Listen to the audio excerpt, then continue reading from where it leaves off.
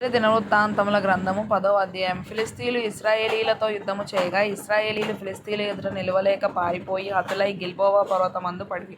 ఫిలిష్తీయులు సౌలును అతని కుమారులను తరిమి, సౌలు కుమారులైన యోనాతానును, అబీనాదాబును, మల్కీషూవను హతము చేసిరి. యుద్ధములో సౌలు ఓడిపోవుచుండెను. అతడు అంబులు వేయు వారి కంటబడి వారి చేత బహుగాయముల నొందెను. అప్పుడు సౌలు, ఈ సున్నతి లేని జనులు వచ్చి నాకు మానభంగము చేయకుండా నీవు నీ కత్తి దూసి నన్ను పొడిచివేయుమని తన ఆయుధములను మోయువానితో ననగా, వాడు బహుగా భయపడి అలాగు చేయుటకు ఒప్పలేదు గనుక సౌలు తన కత్తి మీద పడెను. సౌలు చనిపోయెనని ఆయుధములను మోయువాడు తెలుసుకొని తానును కత్తిని పట్టుకొని దాని మీద పడి చచ్చెను.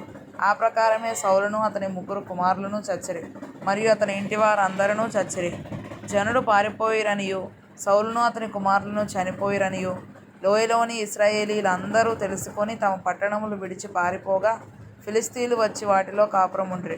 హతులైన వారిని దోచుకొనుటకై ఫిలిష్తీయులు మరునాడు వచ్చినప్పుడు వారు సౌలును అతని కుమారులను గిల్బోవ పర్వతమందు చచ్చిపడి ఉండుట చూచి అతని కవచమును దోచుకొని అతని తలను అతని ఆయుధములను తీసుకొని పోయి ఫిలిష్తీయుల దేశం అంతటా వాటిని త్రిప్పి జరిగిన దానిని విగ్రహములకును జనులకును చాటించరు.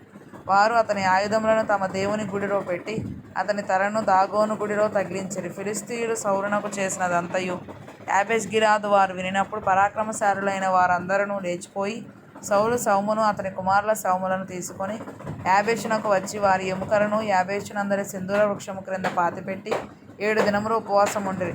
ఈ ప్రకారము యెహోవా ఆజ్ఞ గైకొనక ఆయన దృష్టి ఎదుట ద్రోహము చేసినందుకును, యెహోవా యొద్ద విచారణ చేయక కర్ణపిశాచముల యొద్ద విచారణ చేయు దానిని వెదకినందుకును సౌలు హతమాయెను. అందునిమిత్తము యెహోవా అతనికి మరణశిక్ష విధించి రాజ్యమును యెష్షయి కుమారుడైన దావీదు వశము చేసెను.